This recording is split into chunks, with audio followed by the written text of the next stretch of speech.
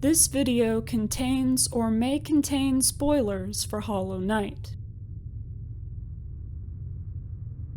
The Pale King did not throw any vessels into the abyss.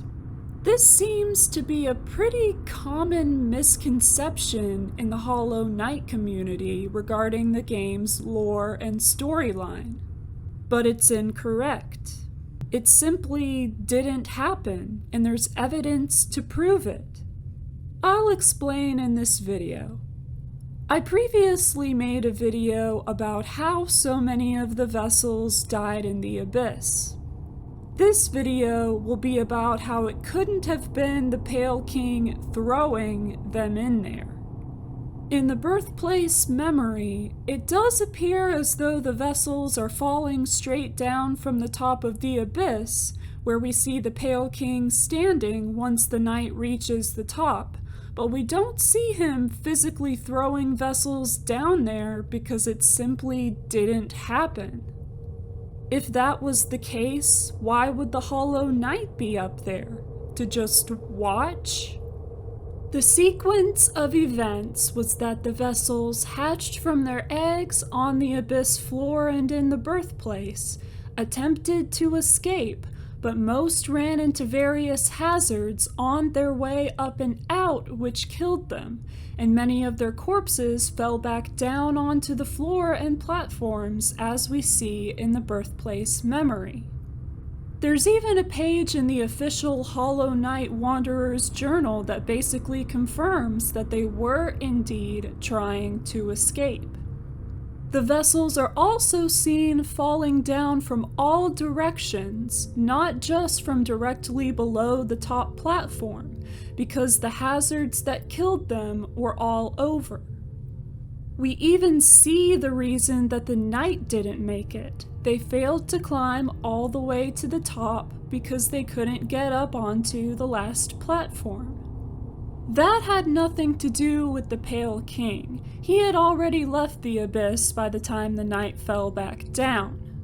Besides, there's a reason that the birthplace is called the birthplace, because the vessels were born, i.e. hatched from their eggs, down there. Why would the king throw any vessels down there anyway? What reason would he have to do so?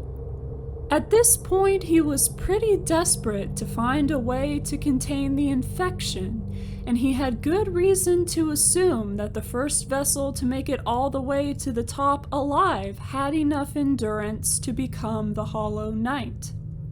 Do people assume that he waited for a bunch of vessels to get up there, somehow judged if they were pure enough on the spot, and then threw them back once he somehow decided that they weren't? Or that he took the time to take some vessels out of the abyss himself and train them to see if they were strong or pure enough? He wouldn't have had time to do something like that. His kingdom was in grave danger, and it had probably taken him long enough to come up with the idea for the vessels anyway. And given the sheer number of dead vessels down there, which has to be at least in the tens of thousands, those scenarios make even less sense. Also, if he did find that any vessels weren't pure, he'd have no reason to kill them for it. The thing we know that the Pale King and White Lady did do is place numerous eggs containing their unborn children in the abyss so that void would seep inside the eggs and into the bodies of those children to fill them with it. That wasn't a stellar thing to do to would-be living creatures, but the king was desperate, saying there was no cost too great, and he genuinely did think his plan would work.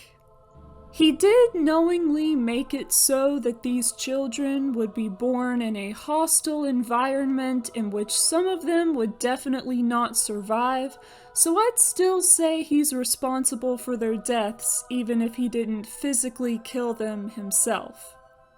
So he did place his children in the abyss within their eggs before they were born, but he didn't throw them in there individually post-hatching like he was doing catch and release fishing or something.